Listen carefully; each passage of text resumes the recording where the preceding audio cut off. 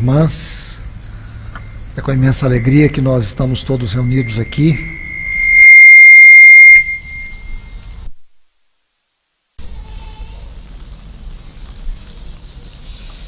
Quero convidá-los a abrirem suas Bíblias comigo no livro de Cantares, capítulo 1.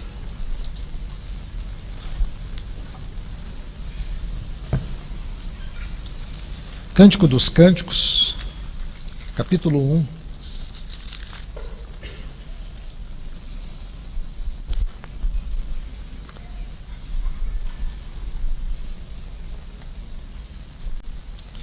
Vamos ler alguns textos aqui desse maravilhoso capítulo.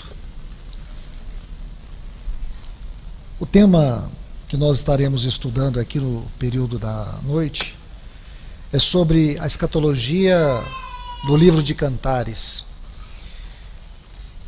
Então é sobre isso. Esse é o tema que nós vamos estar considerando aqui durante esses dias, a escatologia do livro de Cantares.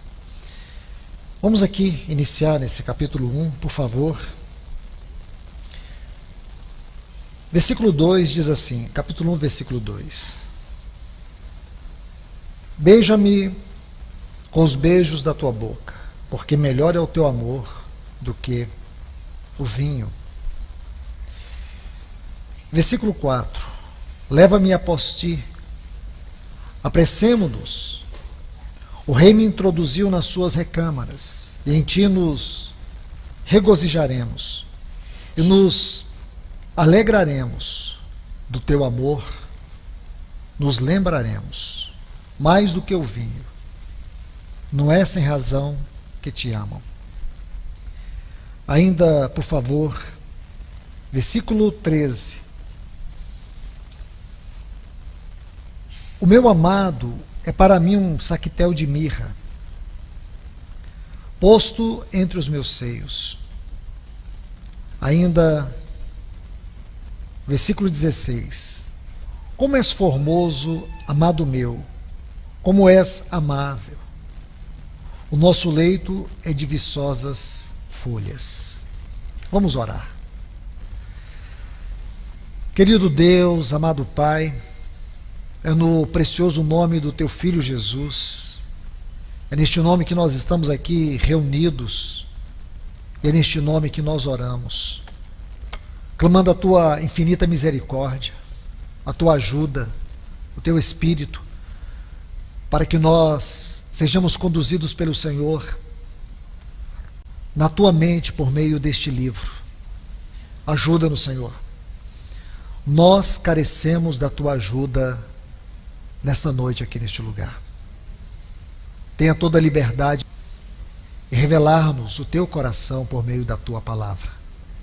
É o que te pedimos em nome de Jesus. Amém. Pois bem, meus amados irmãos e irmãs, como já lhes disse, nós vamos estudar sobre a escatologia aqui dentro deste livro. Eu sei que para muitos é até uma certa curiosidade pensar em escatologia no livro de Cantares. A questão é que, infelizmente, quando você estuda a teologia histórica deste livro, você vai perceber quantas mudanças ocorreram na sua interpretação. É muito importante nós conhecermos este livro à luz da sua história, à luz da sua teologia, e ver tudo isso de acordo com a mente de Deus. Se você estuda a história do livro de Cantares, a sua hermenêutica histórica, você vai saber que até o século XIX havia um pensamento predominante no estudo deste livro. É onde se observava a sua extraordinária alegoria. Os grandes estudiosos, eruditos do passado, viram neste livro uma linda alegoria, onde apontava toda a sua verdade, todo o seu conteúdo, toda a sua revelação para o glorioso relacionamento que há entre Cristo e a sua igreja. A partir do século XIX, é claro que nós vamos ter a oportunidade de entrar em alguns detalhes, esse pensamento foi mudando.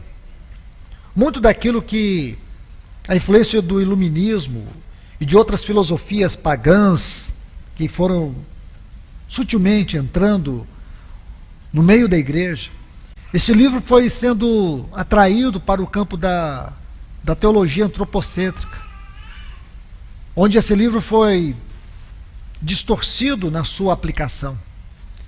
E muito dessa influência ainda reside nos nossos dias. Portanto, dentro desse encargo que me foi confiado, vendo o tempo do fim, as prioridades de Deus, eu gostaria de abordar um pouco sobre a grandeza deste livro. Porque ele é um livro sagrado, e um livro que, dentro do cânon bíblico, ele não destoa de toda a mensagem da palavra de Deus. Aquilo que é a sequência da revelação, daquilo que Deus nos traz na sua gloriosa palavra. Porque alguns podem não perceber e tentar traduzir este livro de uma forma antropocêntrica, ou de uma forma natural, ou de uma forma carnal. Não compreender a sua grandeza, não compreender a sua altura, a sua largura, a sua profundidade. Então, por isso, nosso tema tem a ver com a escatologia desse livro. É claro que não teremos como abordar todos os detalhes, mas veremos na medida que o Senhor nos permitir. E vamos tentar usar a chave hermenêutica, que é o ponto central, a chave hermenêutica deste livro, que é o ponto central do nosso estudo aqui, que é o relacionamento entre Cristo e a sua igreja. Agora é importante que nós também tenhamos o cuidado de não tentar interpretar, de não tentar traduzir, diminuindo a sua revelação. Nós precisamos olhar, ler e estudar este livro, observando a sua exegese, observando aqui o espírito da palavra contido nele, para que nós sejamos ajudados. E por que, irmãos e irmãs? Porque nós vivemos um momento tão delicado da nossa peregrinação espiritual. Nós estamos vivendo um tempo de uma profunda crise social, política, econômica. Nós podemos dizer assim, uma crise generalizada sobre todos os aspectos. E muito mais a crise espiritual, que tem assolado a nossa geração. Talvez uma das maiores apostasias que tem ocorrido na história do povo de Deus. Então, estudar este livro não deixa de ser um chamado à intimidade do nosso relacionamento com o Senhor. E ver isto à luz do tema desta conferência. Então, que o Senhor nos ajude. Que o Senhor, na sua infinita misericórdia, venha nos ajudar nesses dias que estaremos aqui. Amados irmãos e irmãs, este livro, creio que todos nós sabemos que, segundo os grandes estudiosos, este livro tem como autoria o rei Salomão. Se alguns não creem que Salomão seja o autor deste livro, pelo menos uma coisa é certa, esse livro trata da vida dele, das suas experiências. O Midrash Rabbah, que é a hermenêutica hebraica que estuda a história do povo de Deus, traz uma nota muito importante. E nessa nota está assim: quando o homem é jovem, ele escreve cânticos. Quando ele está maduro, ele faz observações específicas. E quando ele está velho, ele vê que tudo é vaidades. Então, dentro do Midrash Rabbah, essa hermenêutica hebraica do estudo e pesquisa sobre a história do povo de Deus, aqui nós podemos encontrar que Cântico dos Cânticos, ele foi escrito no momento mais especial da vida do rei Salomão, possivelmente dentro daquele período da sua intimidade com Deus, quando nós encontramos ali, logo após a construção do templo, onde ele tem uma profunda experiência com Deus. Porque nós sabemos que a história deste rei tem alguns capítulos negros, alguns capítulos tristes, do ponto de vista espiritual e moral. Porém, Cântico dos Cânticos se enquadra dentro de um período de muita intimidade com Deus. Nós sabemos que Salomão escreveu mais de 1000 cânticos. Agora, eu gostaria que você observasse, pudesse vir comigo aqui, porque o título, e eu prefiro sempre, irmãos, me referir a este livro como Cântico dos Cânticos, e não como Cantares. E vou dizer para vocês por quê. Porque esse é o título que se encontra na Vulgata. A Vulgata, eu creio que todos nós sabemos, foi aquela versão da Bíblia em latim feita por Jerônimo. Quando Gutenberg, em 1456, publicou a primeira Bíblia, que foi o primeiro livro impresso, a Bíblia de Gutenberg, aquela versão era a Vulgata. Eu poderia até dizer mais alguns detalhes sobre essa versão, mas eu creio que esse não é o ponto principal. Essas informações, elas são de fáceis acessos. Então, escute bem, na Vulgata está lá, Cântico dos Cânticos. E aqui tem algo muito especial que eu quero poder lhes mostrar um pouco. Porque quando você estuda a Bíblia hebraica, você vai ver que a Bíblia hebraica, o Tanaká, está dividida em 3 partes. A primeira parte nós temos o Torá, que é a lei. A segunda parte nós temos Nevilim, que são os profetas. E por último, os escritos, que é o Ketuvim. Então, Torá, Nevilim e Ketuvim. O livro de Cânticos se encontra aqui, entre os Ketuvins. Aqui está o livro Cântico dos Cânticos. Nós vamos a cada oportunidade ver um pouquinho, alguns detalhes preciosos sobre a história e a teologia deste livro. E por que eu estou aqui colocando esse ponto e chamo a sua atenção para Cântico dos Cânticos? No versículo 1 está assim, Cântico dos Cânticos. Cântico dos Cânticos. Há uma tradução muito próxima da tradução hebraica, que diz assim, este é o Cântico dos Cânticos, a mais bela canção de todas. Esta é uma tradução muito próxima do hebraico. Por isso que para mim sempre pronunciar isso é muito importante. Esse é o cântico mais elevado. Então, se é o cântico mais elevado, não me dá o direito de fazer nenhuma interpretação antropológica. Não me dá o direito de achar que esse cântico está cheio de malícias. Porém, aqui está uma descrição de intimidade. A questão é que a intimidade do casal foi deturpada com a queda. Porque se você estuda a palavra de Deus, você vai ver que na história da criação, nos capítulos iniciais, Deus começa com um casal.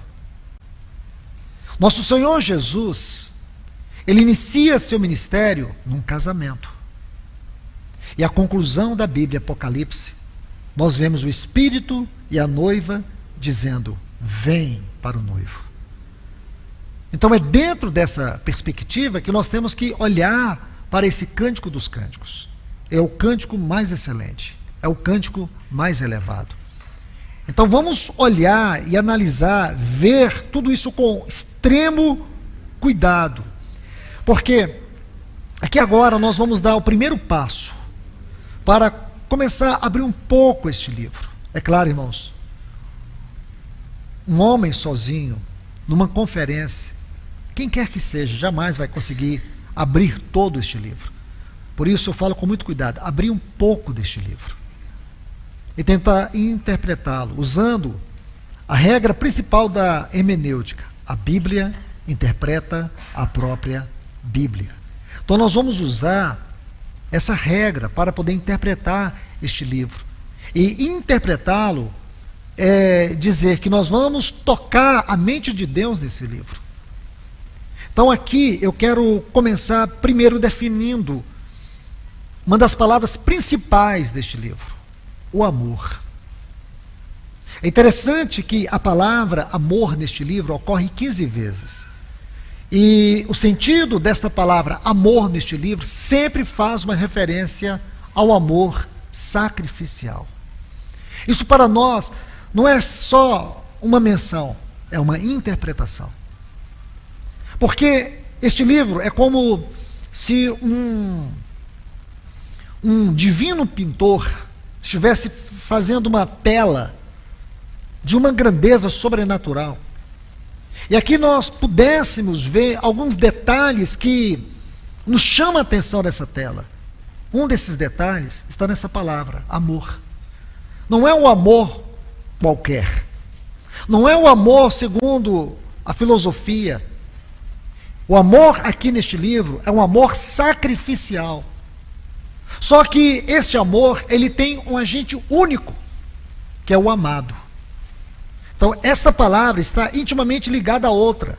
O amor, o amado. Na minha versão, a versão que eu uso é a tradução brasileira. E se você observar, a palavra aqui, para a mulher, em alguns lugares, você vai encontrar a palavra amada, amada minha. No texto original não tem essa palavra. Não existe.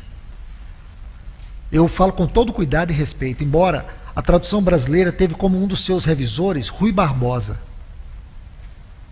É uma das traduções que eu respeito muito. Porém, aqui, nesse ponto de Cantares, há uma infeliz tradução, porque o texto nunca se refere a ela como amada, porém, querida. Mais ainda, em outras versões está querida. Porém, o termo ali, querida, também não traduz o original. Porque a palavra no original é companheira e serva. São essas duas palavras. Companheira minha, serva minha. E por quê? Porque é justamente esse ponto que nós temos que ver. Porque dá-se a ideia aqui que ela, a amada, e não teria nenhum problema, e não há nenhum problema de nós sermos os amados, porque somos os amados. Mas nós temos que entender o caminho, como essa palavra se desenvolve por toda a Bíblia. Porque o único amado é Ele. O amor é Ele. Isso nós temos que ver, porque não é algo tão simples de olhar. Há uma glória dentro disso. Há uma extraordinária graça contida nesta palavra. Então, muito cuidado aqui. Porque quando você observa o termo amor, como eu disse, ocorre 15 vezes. E você busca a tradução, a interpretação desta palavra. Você vai numa menção muito importante que está aqui, em Gênesis, capítulo 29, o versículo 20. É a primeira menção desta palavra na Bíblia. Gênesis 29, 20. Quando diz assim, por amor a Raquel, serviu Jacó 7 anos. Aí diz assim, e esses lhes pareceu, escute bem, lhes pareceram poucos dias. Agora vem a tradução dessa palavra amor, conforme está no livro de Cantares. Diz assim, pelo muito que a amava. O lindo desse versículo é que ele traz para nós a tradução, a interpretação e a aplicação do sentido da palavra amor no livro de Cantares. É o amor sacrificial. Jacó trabalhou 7 anos por Raquel. E para isso, ele se esforçou, ele se sacrificou. Porém, ele fez com tanto prazer, por mais que fosse tão sacrificial. 7 anos ele trabalhou por esse amor. O amor sacrificial. Ele fez isso, ele fez todo esse trabalho, porque ele muito a amava. Esta é a tradução da palavra amor no livro de Cantares. Agora, veja a palavra amado. A palavra amado neste livro ocorre 33 vezes. Talvez seja um exagero meu pensar que 33 seja uma sombra gloriosa daquilo que é o nosso Senhor na sua vida humana aqui na terra. Mas eu digo para vocês, essa palavra é muito rica, porque o significado dela na mente de Deus traz um princípio que nós precisamos olhar com muito cuidado. Amados irmãos, quando você estuda a palavra amado no texto hebraico, aqui no livro de Cantares, tem a ver com parentesco, com semelhança. É tão glorioso isso, que você vai precisar de toda a Bíblia para interpretar a palavra amado no livro de Cantares. Eu vou tentar ajudar os irmãos. Espero que eu consiga. Mas para você entender essa palavra, a primeira coisa que você precisa fazer é ler Gênesis capítulo 1, os versículos 26 e 27. Porque a palavra amada aqui é ark, no hebraico, que traz o sentido de alguém que é muito próximo ao outro. Alguém que é muito íntimo ao outro. Isso traz para nós a ideia de parentesco. Um parentesco. Mas vamos tentar interpretar. Seria muito simplório eu buscar no Roais ou qualquer outro dicionário para poder traduzir essa palavra para vocês. Mas nós perderíamos toda a sua profundidade de significado e aplicação. Aqui, em Gênesis capítulo 26, 27, preste atenção nisso. Está: façamos o homem à nossa imagem, conforme a nossa semelhança. Esta palavra semelhança no hebraico, ela tem a raiz da palavra amado. Parece sem sentido, mas não é sem sentido. Escute. Veja o versículo 27. Está assim: criou Deus, pois o homem à sua imagem. A imagem de Deus o criou. Homem e mulher os criou. Agora eu vou dar um salto na Bíblia. Eu vou para o Salmo de número 49, os versículos 7 e 8. Porque aqui nós vamos encontrar um outro termo que a sua raiz no hebraico está intimamente ligada à palavra amado no livro de Cantares. Está assim: ao irmão, e aqui nós temos a palavra ark no hebraico. Ao irmão, que é um parente, referindo-se ao semelhante. Olha que lindo, irmãos. Eu preciso que você veja isso. Porque Deus, Ele nos criou a sua imagem, a sua semelhança. Grave essa palavra no seu coração. Nós vamos precisar dela para entender este amado. Deus nos criou a sua imagem e semelhança. Então Ele está dizendo ao semelhante. Quem é um semelhante? É o caído. É o Adão caído. Ao semelhante. E aí nós vamos entender algo que muitas vezes nós temos dificuldade de entender. A posição na qual nos encontramos em Cristo Jesus mediante a obra da redenção. Veja bem, ele diz ao irmão, ao semelhante. Verdadeiramente ninguém pode remir. Que palavra é essa, irmãos? Remir. Eu até digo com todo zelo e temor no meu coração, com reverência. Esta palavra remir, ela é o coração daquilo que podemos chamar o evangelho. Remir, nem pagar por ele a Deus o seu resgate, pois a redenção da alma dele é caríssima e cessará toda tentativa para sempre. Ninguém poderá comprar, resgatar, remir, redimir o semelhante. Agora, vamos entrar um pouco dentro dessa doutrina.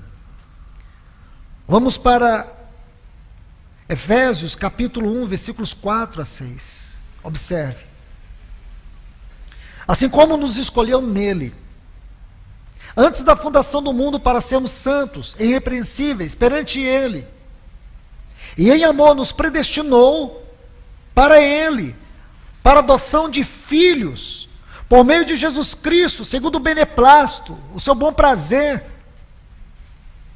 para o louvor da glória de sua graça. Agora, observe essa frase, que ele nos concedeu gratuitamente no amado. Irmão, se a Bíblia interpreta a própria Bíblia, e se você olhar cuidadosamente, desde o versículo 1, quando Paulo vai dizer, Paulo, apóstolo de Cristo Jesus, pela vontade de Deus, aos santos que vivem em Éfeso, e fiéis em Cristo Jesus, você vai ver que, do versículo 1 até o versículo 6, Paulo sempre vai se referir ao seu Jesus como Cristo Jesus, Jesus Cristo, Senhor Jesus Cristo. E de repente ele muda a referência a ele e coloca justamente essa nota, amado. Consegue perceber isso? Será que é algo que nós temos que desprezar? Será que aqui não tem uma tônica de extrema relevância na inspiração? Tem, irmãos. E você precisa olhar no amado. Vamos colocar um outro texto aqui, ou outros textos. Colossenses capítulo 1, versículos 13 a 15. Estamos aqui pintando um quadro. Então observe esses textos. Veja como se você estivesse olhando para um quadro. Porque diz assim: Ele nos libertou do império de trevas e nos transportou para o reino do Filho do seu amor, no qual temos a redenção, a remissão dos pecados. Este é a imagem do Deus invisível. Então vamos agora, depois de ver todos esses textos, vamos agora entender, porque a palavra amado é uma palavra-chave dentro do livro de Cântico dos Cânticos. Eu diria para vocês que esta é a palavra-chave do Cântico dos Cânticos, o amado. E aqui nós vamos entender que este tema, essa expressão aqui, amado, aqui nós temos a designação da medida do amor de Deus por nós. Porque a nossa salvação ela é resultado do amor, da misericórdia e da graça de Deus. Escute isso. É em Cristo que nós temos a medida do amor de Deus por nós. E parece que nós nos esquecemos disso. Se tem algo que tem banalizado a fé cristã, é o espiritualismo e a religiosidade. Religiosidade e espiritualismo. As pessoas têm um entendimento religioso, às vezes têm um entendimento acadêmico, filosófico, sobre algo. As doutrinas, verdades cristãs, elas são apenas conceitual. E não pode, irmãos. Isso não pode existir. O que nós precisamos não é de conceitos, é de experiência. É de experiência com a verdade, com a doutrina. Não é um conceito doutrinário. E a nossa geração carece entender a medida do amor de Deus por nós. Porque o que está esfriando hoje é o amor. Quando você lê Mateus, capítulo 24, versículo 12, quando diz assim, por se multiplicar a iniquidade aqui é nomos, é quebra de princípio. Agora o que é curioso, diz assim, o amor de muitos. E sabe o que é interessante nessa palavra amor aqui em Mateus 24, 12? É que esta palavra aqui é ágape. E você vê muitos irmãos traduzindo isso, interpretando e aplicando de forma errada. Quando diz que o nosso amor esfriou, a gente pensa em termos de sentimentos. Como se o nosso sentimento pelo Senhor esfriou. E a gente usa isso para poder falar de apostasia, de indiferença, de negligência. Sim, tudo isso está envolvido. Mas você não pode tomar a palavra amor aqui, esquecendo desse extraordinário, grandioso detalhe. Porque a palavra aqui é ágape. Se você tem uma chave linguística, vai lá. Se você consegue tocar o texto original, vai lá. Por se multiplicar a iniquidade é quebra de princípio. O amor, o ágape. Amor na Bíblia é a essência de Deus. Por que não dizer assim, amor é aquilo que define Deus? Deus é amor. O que está esfriando em nós não é um sentimento. Aqui não é questão de esfriamento, é distanciamento. A questão aqui não é o que eu sinto, é de quem eu me separei. É muito mais grave. Não é questão só de sentimento, é de distanciamento. Não é o distanciamento de um sentimento, é o distanciamento de uma pessoa. O que está esfriando é o meu relacionamento com Deus. É algo muito mais profundo do que nós tocarmos em pontos, como por exemplo a apostasia. Sim, eu digo, está inserido aqui. Porém, o ponto principal não pode ser ignorado. E aí está algo que nós precisamos compreender. Porque o termo amado, em primeiro lugar, não é uma referência ao nosso amor por Cristo, mas é aquilo que ele sempre foi eternamente para o Pai. Escute o que eu estou te falando. A palavra amado aqui não tem a ver com o nosso sentimento para com Cristo, mas é aquilo que Cristo eternamente sempre foi para o Pai. Porque se você entende dessa forma, tudo muda. O que é o amado? É aquele que por nós é amado? Nunca você pode pensar assim. Em primeiro lugar, é aquele que sempre eternamente foi amado pelo Pai. Então, quando você olha para a vida terrena do nosso Senhor Jesus, aquele pequeno bebê de Belém, quem era ele? Quem era ele? Era o amado. Aquele que foi até o Getsêmani, e por causa daquela grandiosa intercessão que ele fez, não para fugir da cruz, quando ele orava e dizia: Pai, passa de mim esse cálice sem que eu beba, ele não estava fugindo da cruz. O escritor aos Hebreus, no capítulo 5, vai traduzir esse acontecimento para nós. Ele estava ali orando ao Pai para que o socorresse, para que através daquela hematidrose, de tudo que ele estava passando naquela hora, ele não morresse ali no Getsêmani. Esse é o sentido mais próximo dessa gloriosa experiência e da interpretação deste acontecimento. Isso está em Hebreus capítulo 5. E o Pai o socorreu e enviou anjos para que estivesse ali com ele. Escute isso, amados irmãos e irmãs. Era um amado do Pai. Era um amado do Pai que, após esse acontecimento, foi preso. Era um amado do Pai que experimentou aquele primeiro julgamento por Anás, Caifás, pelo Sinédrio, por Pilatos, por Herodes e por último por Pilatos. Quem passou por todos aqueles julgamentos? O amado. E ainda foi o amado que experimentou o maior de todos julgamentos, o julgamento da cruz. Sim,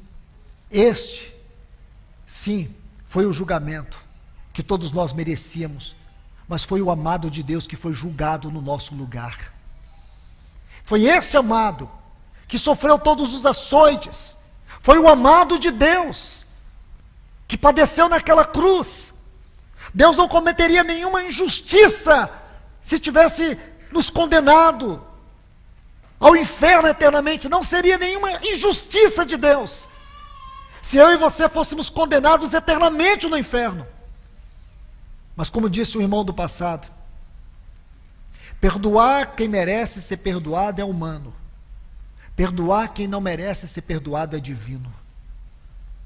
Deus desferiu sobre o seu Filho toda a sua ira que era contra nós. Ele julgou ali os nossos pecados em Cristo Jesus. E quem era ele? O amado. É isso que você precisa ver. Aí você vai saber a medida do amor de Deus pela sua vida. É em Cristo que está a definição do amor de Deus pela nossa vida. Quando João diz, em 1 João capítulo 1, versículo 18, ninguém jamais viu a Deus. O Deus unigênito que está no seio do Pai é quem o revelou. Este amado, que sempre eternamente esteve no seio do Pai, foi a revelação do Pai para nós. E é isso que você precisa encontrar nessa chave hermenêutica do livro de Cantares, nessa gloriosa palavra, porque aqui está algo que eu e você precisamos entender. Porque quando não havia tempo, na eternidade passada, quando havia o Pai, o Filho e o Espírito, em um laço de comunhão eterna, onde cada um não vivia para si, mas vivia para o outro. Nesse laço de comunhão eterna, estava ali o amado do Pai. E foi esse amado que o Pai entregou por nós naquela cruz. Quando João diz assim: ninguém jamais viu a Deus, o Deus unigênito, que está no seio do Pai, Ele nos revelou. E tudo isso está nesta palavra, no amado. Então, queridos irmãos, em primeiro lugar, a palavra amado, que está aqui, em Efésios capítulo 1, versículo 6, é uma referência do relacionamento entre o pai e o filho. Esse é o primeiro ponto que você tem que entender.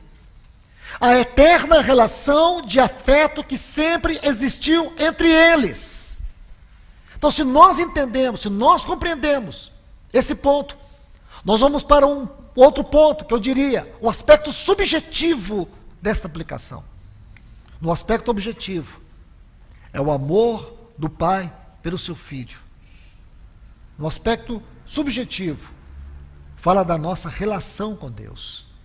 Se no aspecto objetivo fala da relação do pai com o filho, no aspecto subjetivo fala da relação nossa com Deus. E aqui existe algo que precisamos gastar um pouco de tempo. Eu quero colocar um texto para abrir esse ponto. João capítulo 17, o versículo 23. Gostaria que você observasse isso. Evangelho de João, capítulo 17, versículo 23, esta que é considerada por muitos a maior oração que existe. A oração do nosso Senhor Jesus em João, capítulo 17. Ele vai dizer: eu neles, e tu em mim, a fim de que sejam aperfeiçoados na unidade, para que o mundo conheça que tu me enviastes. Agora observe esta frase: e os amastes, como também amastes a mim. Amados irmãos e irmãs, nesse outro ponto eu quero ressaltar algo. Nós não éramos filhos amados, nós éramos os filhos da ira, nós éramos os filhos da desobediência. Lembre-se de Colossenses 1,13, ele nos tirou do império de trevas, e aí que nós estávamos. Paulo aborda esse assunto de maneira mais contundente em Efésios capítulo 2, quando ele diz: e vos vivificou, estando vós mortos nos vossos delitos e pecados, nos quais andastes outrora, segundo o curso deste mundo, segundo o príncipe da potestade do ar, e éramos por natureza filhos da ira. Este é o ponto que você precisa compreender. Nós não nascemos pecadores eleitos, nós nascemos filhos da ira condenados. Eu vou repetir isso. Nós não nascemos pecadores eleitos, nós nascemos como os filhos da ira condenados. Esta é uma verdade que você tem que entender. A salvação não pode se tornar uma religião. A salvação não pode se tornar um espiritualismo. Nós vamos entender algo muito especial a partir dessa palavra tão importante no livro de Cantares, que abre este livro para nós, que é a chave hermenêutica desse livro. E é baseado nessa palavra que nós caminharemos aqui em algumas oportunidades para entender a grandeza disso. Então observe bem o que significa para nós estarmos nessa relação de afeto, nessa relação de amor. Nós, aqueles que estávamos eternamente condenados, nós, os filhos da ira. Agora observe como a Bíblia se refere a nós nessa nova relação em Cristo e por causa de Cristo. Porque, amados irmãos, escute isso. Deus não nos amou porque Ele viu alguma coisa boa que nós faríamos, ou quem nós seríamos. Deus nos amou por causa da sua própria compulsão de amar. Agora observe isso. Vamos começar aqui com Efésios capítulo 5, versículo 1. Olha que referência linda. Diz assim: tornai-vos, portanto, imitadores de Deus como filhos amados. Filhos amados. Nós não éramos os amados, mas nos tornamos filhos amados. Colossenses capítulo 3, versículo 2. Revesti-vos, pois, como eleitos de Deus, santos e amados. Um outro texto. 1 Tessalonicenses, o capítulo 1 e o versículo 4.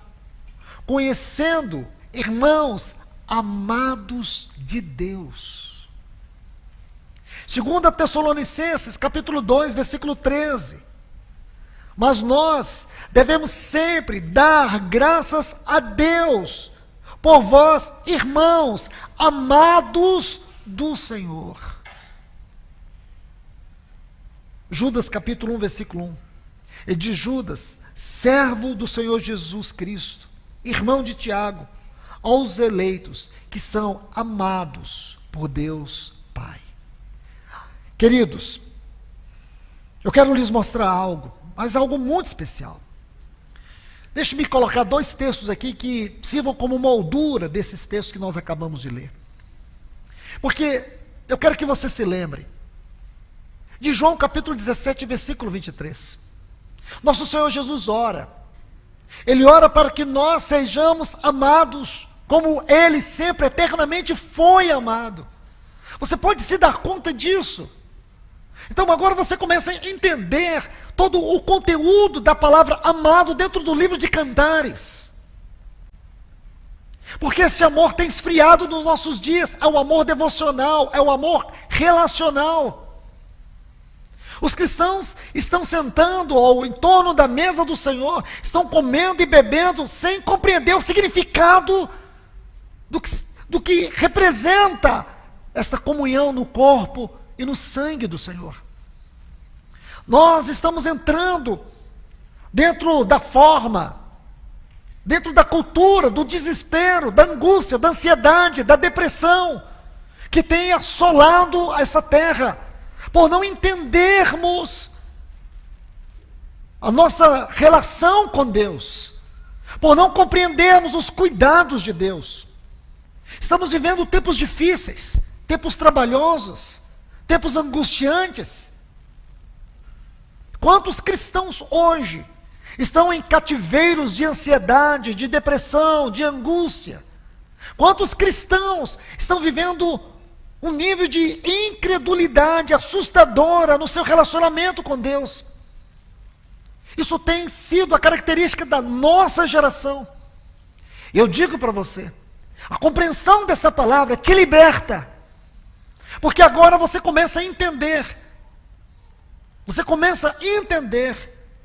que o esfriar desse amor é o esfriar dessa compreensão, dessa relação de afeto, de intimidade, de uma posição onde você foi colocado. Ele não nos tirou de uma condição daqueles que estavam em trevas, mas Ele nos colocou numa posição.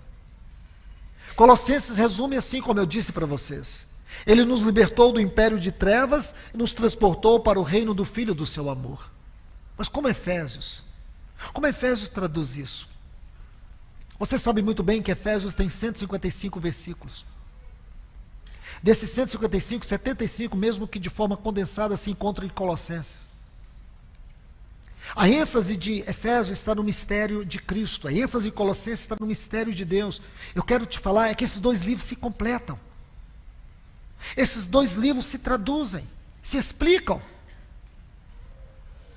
Essas parélias, elas percorrem de Gênesis a Apocalipse em muitos lugares da Bíblia. E aqui é um lugar muito especial: Efésios e Colossenses. Colossenses nos mostra o aspecto objetivo do ponto de vista da nossa experiência cristã. Colossenses nos mostra o aspecto objetivo da nossa experiência cristã. Efésios nos mostra o aspecto subjetivo. É como se um mostrasse a doutrina e o outro nos levasse a entender a prática dessa doutrina. Então, quando você lê esse versículo 13, que Ele nos tirou do império de trevas e nos transportou para o reino do Filho do seu amor, são esses textos que começam aqui no capítulo 2, quando diz que Ele nos vivificou quando nós estávamos mortos em nossos delitos e pecados, quando nós éramos os filhos da desobediência, quando andávamos no curso deste mundo. Este é o império de trevas que nós estávamos. Mas aí, irmãos, o versículo 4 ele diz, mas Deus, porque o Evangelho eterno, o Evangelho é mais Deus. Essa frase, mais Deus, traduz para nós toda a essência do Evangelho. Mas Deus sendo rico em misericórdia, por causa do grande amor com que nos amou, e estando nós mortos nesse império de trevas, nos deu vida juntamente com Cristo, e nos fez assentar nos lugares celestiais em Cristo Jesus. Isto é, nos tirar do império das trevas, e nos transportar para o reino do Filho do seu amor. Você vê a grandeza? Isso é salvação. Quantos de nós podemos estar sentados aqui, com o coração profundamente afligido, desanimado, num tempo como esse, num tempo onde nós estamos vendo o cumprimento da palavra, num tempo de uma grande apostasia, num tempo onde as trevas estão cobrindo essa terra com extrema intensidade, um tempo de desânimo, um tempo onde muitos estão retrocedendo. Nós não podemos ser esses que retrocedem. Olha a promessa, olha a verdade, olha o que o Senhor diz para você. Você é amado na mesma medida em que Cristo sempre, eternamente foi amado. Você consegue ver isso? É isso que você precisa. Não é um divã de psiquiatria. Você precisa olhar a palavra de Deus e deixar que a palavra de Deus fale ao seu coração exatamente como Deus é para você, como você é para Deus.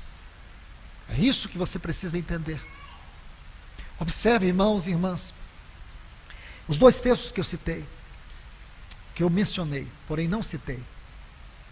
O primeiro está em Romanos, capítulo 5, versículo 5, que diz assim, que o amor de Deus é derramado no nosso coração pelo Espírito Santo que nos foi outorgado.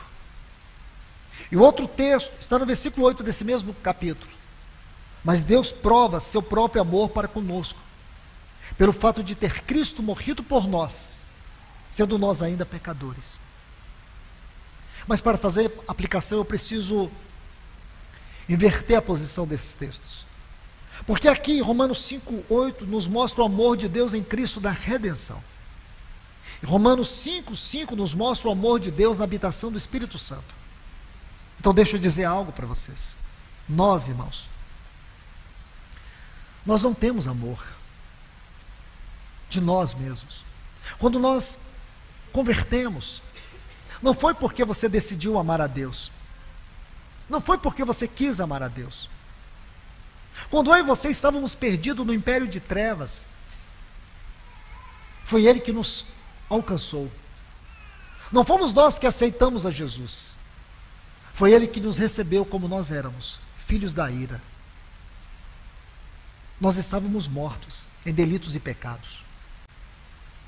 Nós não temos esse amor. Nós o amamos porque Ele nos amou primeiro. Porque o amor que está dentro de nós não é um sentimento, é um dom, é uma dádiva. Esse amor, ele veio para dentro de nós por meio do Espírito Santo que nos foi outorgado. Nós não temos a capacidade de amá-lo. Ele nos deu o Espírito Santo e nos deu esse amor no seu Espírito para que nós pudéssemos amá-lo. Portanto, quando você lê Mateus 24:12, o amor, esse amor que está esfriando, é esse amor. Você está perdendo. Você está perdendo esta habitação. Você está perdendo essa presença. Não é um sentimento que você está deixando esfriar. Você está perdendo o relacionamento com essa habitação. O amor que nós temos por Ele nunca foi nosso. Não nasceu de nós. Não veio da nossa mente. Esse amor que nós temos por Ele, Ele nos deu o amado, Ele nos deu o amor. Consegue ver isso? Este amor é uma habitação, é um dom que nós temos dentro de nós. Por isso é tão importante. E nós vamos entender pelo livro de Cantares, até mesmo por meio das crises, como ele trabalha para nos atrair, como nós precisamos cultivar isso. Por essa razão, a vida devocional do cristão deve ser prioridade absoluta, porque só isso pode nos corrigir. O que está esfriando em nós é a devoção, não é o sentimento apenas, é a devoção.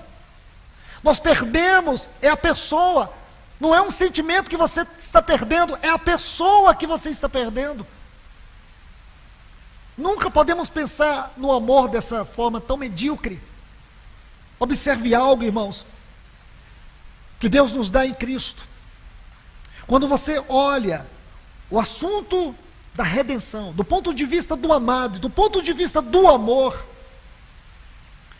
você vai compreender, especialmente nesses textos de Efésios, que nós podemos ver, mesmo que rapidamente.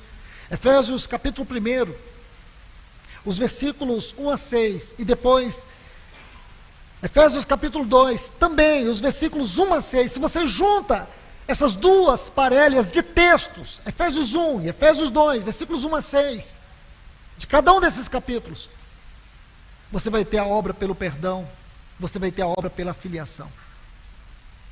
Porque o perdão, irmãos, é a experiência que nós recebemos aqui como a base do amor.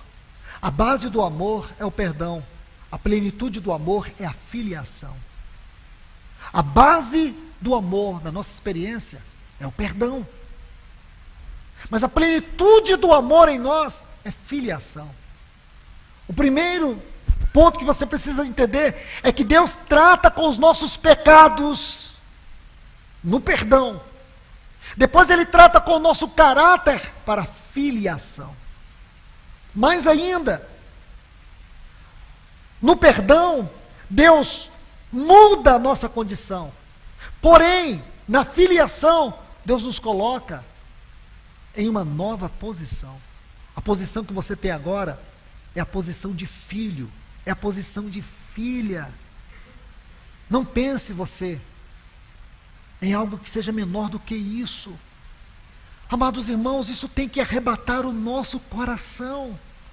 Antes de experimentarmos o grande arrebatamento na vinda do Senhor, Ele vai arrebatar os nossos afetos, a nossa consciência nessas verdades.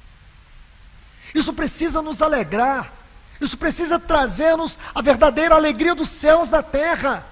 Mesmo vivendo com os pés na terra, nosso coração precisa estar no céu, conduzido por essa grande experiência do que significa filiação, perdão e filiação, condição e posição. Essa é a posição que você tem, é de filho, é de filha. Há um outro detalhe, no perdão, Deus apaga todo escrito de dívida que era contra nós. Todo escrito de dívida, Deus apagou no perdão. Isso é Colossenses capítulo 2, versículo 14. E tendo cancelado todo escrito de dívida que era contra nós, cravou na cruz do Calvário. Mas na filiação, Ele escreve o nosso nome no livro da vida, e ninguém poderá apagar. Você vê a relação perdão e filiação. Essas duas palavras, eu diria assim, são as duas chaves que vai abrir para nós o sentido desta palavra, amado. Aí sim você vai começar a entender algo muito especial, porque no perdão nós conhecemos a graça, na filiação nós conhecemos a responsabilidade espiritual. Então, meus irmãos e irmãs, sei que todos estamos cansados. Iniciando esta conferência, eu quero deixar esta palavra aqui, para abrir aquilo que nós vamos estudar aqui nesse período da noite, ou nesses períodos da noite, para que o Senhor nos ajude a ver que este livro, o livro de Cantares, ele é uma exposição gloriosa das verdades mais profundas que nós encontramos na palavra de Deus. É o cântico mais elevado, é o cântico mais excelente. Aqui nós encontramos verdades que assombram o nosso coração, do ponto de vista do relacionamento com Deus. Que o Senhor nos ajude, que o Senhor prossiga falando a todos nós, pela sua infinita graça e misericórdia. Que Deus os abençoe. Vamos orar. Amado Deus, querido Pai, É no sagrado nome do teu Filho Jesus que nós estamos aqui mais uma vez, clamando ao Senhor pela tua infinita misericórdia. Vem nos ajudar, Senhor. Ajuda-nos a compreender a grandeza, a singularidade dessa palavra na nossa experiência. O amado, o que ele representa para nós. Quais são as implicações dessa palavra em nossa espiritualidade, na nossa devoção, na nossa vida como filhos. Ajuda-nos, Senhor. Nós precisamos da tua ajuda e do teu socorro nesses dias. Vem e se revela para nós. Venha e abra o teu coração para nós, por meio dos teus vasos aqui. Fala à tua igreja, ao teu povo que o Senhor está congregando aqui neste lugar. Nós queremos ser conduzidos pela tua palavra, às águas de descanso, para que nós sejamos refrigerados em nossa alma, para que haja cura, para que haja libertação, para que haja um tempo de refrigério, para que o Senhor venha adornar a tua noiva. Nós precisamos disso, Senhor. Nós não queremos fazer parte de uma sociedade emocionalmente doente, fragilizada. Não, Senhor. Nós queremos e somos parte, sim, porque professamos isso, de um povo ousado, alegre, um povo cuja eternidade é um assunto irreversível no teu coração. Então ajuda-nos a descobrir essas palavras-chave, Senhor, que toca profundamente a nossa espiritualidade, a nossa devoção. Aviva os nossos afetos por Ti, Senhor. Ajuda-nos para que nós não venhamos cair no laço do engano, da incredulidade, que tem massacrado o coração de muitos nesse tempo. Dá-nos um coração que Te ama de verdade, esse coração movido pela habitação do Teu Espírito Santo que nos foi outorgado, este amor que veio nos habitar. Aviva este amor dentro de nós, Senhor. Nós não queremos ser consumidos pela iniquidade desta geração. Nós queremos ser consumidos por amor a Ti, pelo desejo de querer Te querer, de querer Te amar cada dia mais e mais. Ajuda-nos, nos encoraja nesta noite, no poder do nome de Jesus. Amém. Que Deus vos abençoe, meus irmãos.